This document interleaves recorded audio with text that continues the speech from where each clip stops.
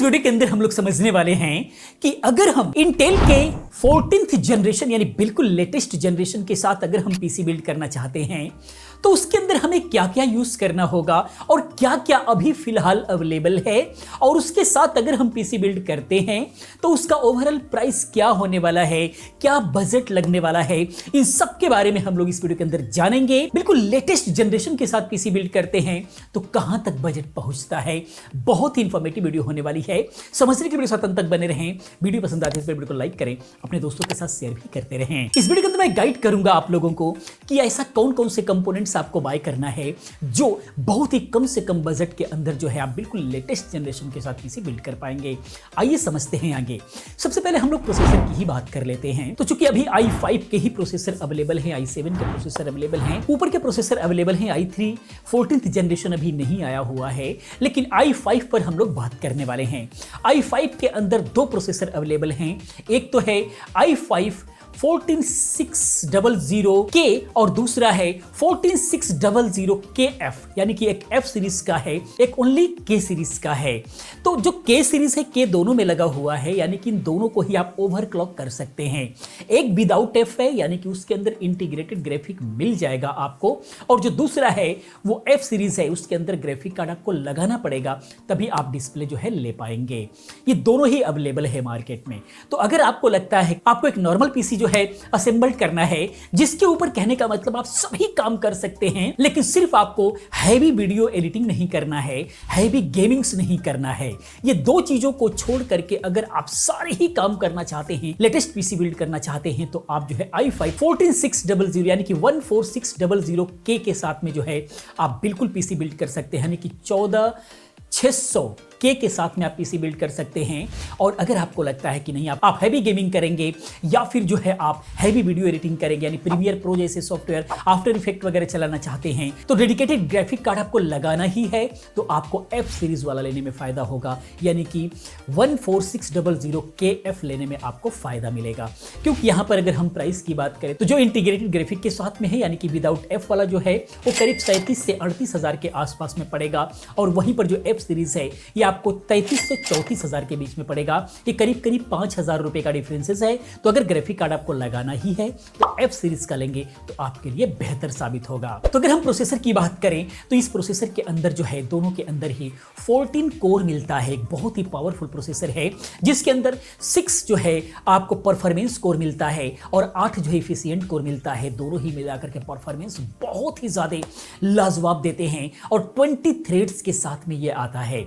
अगर हम देखें वैसे 13 जनरेशन और 14 जनरेशन में तो कोई बहुत बड़ा ह्यूज डिफरेंसेस नहीं आएगा, लेकिन अगर पीसी बिल्ड कर रहे हैं आज के रेट में तो आपको लेटेस्ट के साथ ही जाना होगा। और लेटेस्ट का मतलब फिलहाल जो है आपको थोड़ा सा बजट काफी लगाना पड़ेगा, थोड़ा ज्यादा लगाना पड़ेगा, लेकिन लगता है कि अगर प्रैक्टिकली बहुत ज्यादा डिफरेंसेस नहीं है और बजट आपका कम है तो हमेशा 1 साल पुराना वाला प्रोसेसर यूज कीजिए, तो आपको बहुत ही अच्छे रेट में मिल जाएगा। फिलहाल ये 14 जनरेशन थोड़ा सा महंगा पड़ेगा, अभी फिलहाल महंगा है, तो इसके साथ देखते हैं क्या क्या हमें लगाना पड़ता है।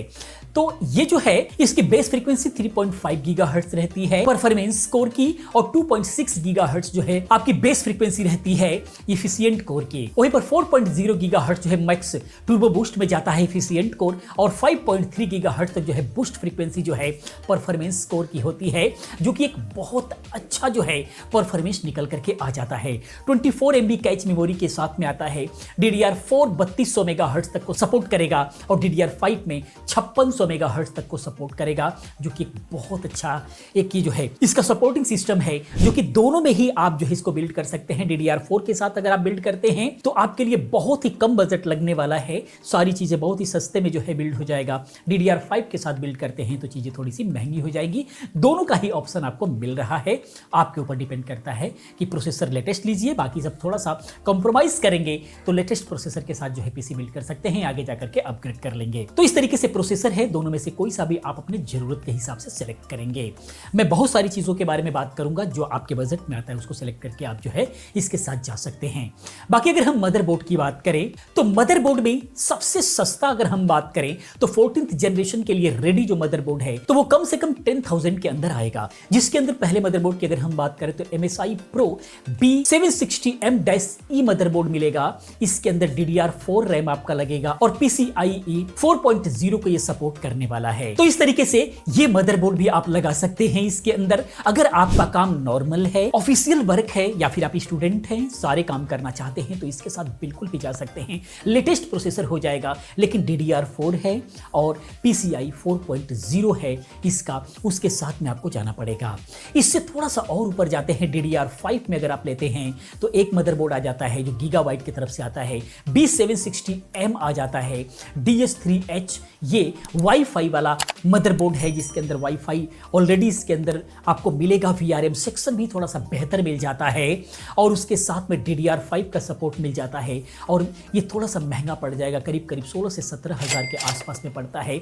ये मदरबोर्ड कम से कम इसके लिए बहुत ही अच्छा हो सकता है क्योंकि लेटेस्ट पीसी बिल्ड कर रहे हैं। अगर DDR5 के साथ इसको अगर पेयर करते हैं तो बहुत ही अच्छा परफॉर्मेंस निकल करके आएगा। लेकिन अगर आप चाहते हैं कि नहीं हमें DDR5 भी चाहिए और PCIe 5.0 भी चाहिए तो आपको मदरबोर्ड के लिए 20,000 से ऊपर जाना पड़ेगा। उसके लिए मैं कई सारा लिंक दे रहा हूं, आप उनमें से कोई सा भी बाय कर सकते हैं। 20,000 से स्टार्ट हो जाते हैं। जो बेहतर मदरबोर्ड हो सकते हैं वो जो है आप बाय कर सकते हैं। Z790 आप बाय कर सकते हैं, बेहतर मदरबोर्ड है जो वाईफाई के साथ में आता है। DDR5 लगेगा, साथ में PCIe 5.0 को सपोर्ट करेंगे सारे के सारे मदरबोर्ड, लेकिन 20,000 से ऊपर है। जो आपके बजट में आता है उनमें से कोई सा भी आप लगा सकते हैं। इनके साथ में क्या बजट आने वाला है, टोटल क्या बजट आने वाले हैं, हम उस पर भी बात करेंगे। बस वीडियो के साथ अंत तक बने रहें। आगे अगर हम रैम की बात करें तो आप 8 GB से स्टार्ट कर सकते हैं अगर बजट का इशू है तो। उसके अलावा जो है आप 16 GB लगा सकते हैं, 32 GB लगा सकते हैं और चाहे तो ड्यूल चैनल लगा सकते हैं। अगर हम 8 GB की बात करें, अगर DDR4 वाला मदरबोर्ड बाय करते हैं फर्स्ट वाला, तो उसके लिए आप जो है DDR4 कुर्सैर का जो है आप 8 GB लगा सकते हैं, फिर 16 GB लगा सकते हैं 3200 मेगाहर्ट्ज वाली, जो कि 3200 मेगाहर्ट्ज को ये मदरबोर्ड बिल्कुल भी सपोर्ट करेगा। ये करीब 2000 के अंदर अंदर आ जाता है और इसके अंदर XPG है, G-Skill है, इन सभी का मैं लिंक दे रहा हूं। ये करीब 2000 के अंदर अंदर ही आ जाते हैं। इनमें से कोई सा भी बाय कर सकते हैं। चाहे तो आप 16 GB लगाएंगे तो करीब वो 3000 के आसपास में आपको मिलेगा। वहीं पे अगर DDR5 वाला मदरबोर्ड बाय करते हैं तो उसके लिए जो आप रैम लेंगे, अगर 8 GB में बाय करते हैं तो वो करीब 3 से 3,500 के आसपास में 8 GB आएगा और वहीं पे 16 GB जाते हैं तो करीब करीब 4,500 से 5,000 के आसपास में आएगा। तो ये आपके बजट पे डिपेंड करता है कि आप क्या चाहते हैं, कौन सा मदरबोर्ड लेते हैं। DDR5 अगर रैम के साथ जाना चाहते हैं तो DDR5 वाला आपको मदरबोर्ड भी बाय करना पड़ेगा, तभी सपोर्ट करेगा। और DDR5 वाला अगर आपने मदरबोर्ड ले लिया है तो DDR5 वाला रैम ही आपको लेना पड़ेगा क्योंकि उसके अंदर DDR4 रैम काम नहीं करेगा। ये सारी बातों को आपको ध्यान रखना पड़ेगा। तो ये तो रैम हो गया, सभी का लिंक मैं डिस्क्रिप्शन में डाल रहा हूं, आप देख सकते हैं, बजट देख सकते हैं। उसके बाद जो है आप इसको टोटल कर सकते हैं, लेकिन फिर भी मैंने टोटल किया है आज के रेट के हिसाब से, उस पर भी हम बात करेंगे।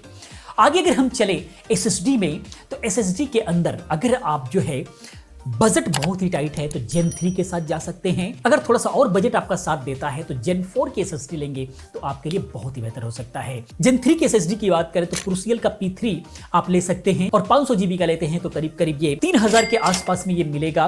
3500 MB पर सेकंड का जो है इसका स्पीड आता है। WD का ब्लू SN570 भी जो है 3000 के आसपास में ही मिलता है और इसका भी 3500 MBPS जो है इसकी भी स्पीड निकल करके आ जाती है। तो ये Gen 3 की SSD है। अगर बजट बहुत ही कम है तो आप इसको बाय करें, नहीं तो Gen 4 में चले जाएं। Gen 4 में अगर हम WD में जाते हैं तो Gen 4 की सबसे कम रेंज वाली जो SSD है वो SN580 है, जो PCI Gen 4 की सबसे सस्ती SSD है, जो करीब करीब 3,500 के आसपास में मिल जाएगी और इसका जो प्राइस है वो 4,000 से 4,200 रुपए के बीच में मिल जाता है। इससे थोड़ा सा ऊपर जाएंगे तो SN770 आ जाएगा, आप इसको अवॉइड कर दें। वैसे इसकी स्पीड 5,000 MBPS के आसपास आती है, जो कि ठीक ठाक स्पीड है, चाहे तो आप बाय कर सकते हैं, लेकिन बजट इसका थोड़ा सा ज्यादा हो जाता है। उससे ऊपर अगर आप जाते हैं तो सबसे बेहतर जो SSD है WD का ब्लैक वाली, वो SN850X होती है, जो कि 1 TB में अगर आप लेते हैं तो करीब ये 8,000 रुपए के आसपास में पड़ती है और इसका 7,300 MBPS जो है इसकी स्पीड है, जो कि बहुत ही हाई स्पीड के अंदर जो है ये आती है। वही अगर क्रूसियल के अंदर जाते हैं Gen 4 के अंदर तो P3 प्लस आती है, जो 1 TB की अगर आप बात करेंगे तो 6,500 से 7,000 के अंदर आएगा और ये 5,000 MBPS जो है इसकी स्पीड होती है। वहीं पर अगर क्रूसियल P5 लेंगे जो कि बहुत ही हाई स्पीड स्पीड है SSD क्रूसियल की, तो ये 1 TB करीब करीब पड़ेगी आपको 750-8,000 के आसपास पड़ेगा, और 6,600 MBps पर सेकंड की जो है इसकी स्पीड है। ये सारे ही अच्छे हैं, आप अपने बजट के हिसाब से सिलेक्ट करेंगे। अब हम आते हैं ग्राफिक कार्ड के लिए। अगर आप जो है एफ सीरीज का प्रोसेसर बाय कर रहे हैं और चाहते हैं कि बहुत ज़्यादा बजट हमको खर्च नहीं करना है, लेकिन अभी फिलहाल हमारे पास बजट कम है, तो हम ग्राफिक कार्ड के साथ ही जाना चाहते हैं, बाद में जाकर के अच्छा सा ग्राफिक कार्ड लगा लेंगे। तो उसके लिए आप सबसे नॉर्मल जो ग्राफिक कार्ड आज के रेट में है GTX 1650 4GB DDR6 जो है आप लगा सकते हैं GDDR6 में। ये मैं रिकमेंड नहीं कर रहा हूं, क्योंकि इस पीसी के लिए अगर आपका बजट बहुत टाइट है तो आप इसके साथ जा सकते हैं, जो कि 11 से 12 हज़ार रुपये में आज के रेट में मिल जाएगा। लेकिन अगर आप थोड़ा सा चाहते हैं अच्छा परफॉर्मेंस के लिए, तो आप RTX में चले जाइए, जो कि एक बहुत ही अच्छा परफॉर्मेंस निकल करके आएगा। RTX में लगा सकते हैं अगर बजट बहुत ही कम है तो MSI का RTX 3050 लगा सकते हैं, जो करीब 20,000 के आसपास आएगा। उससे थोड़ा सा ऊपर जाना चाहते हैं तो गीगाबाइट का NVIDIA GeForce RTX 3060 लगा सकते हैं, जो 12 GB के साथ में है। ये 25,000 के आसपास में आएगा। लेकिन अगर 30,000 तक का अगर आपका बजट है ग्राफिक कार्ड के लिए, तो इस वक्त के लिए गीगाबाइट का आपको RTX 4060 बहुत बेहतर हो सकता है।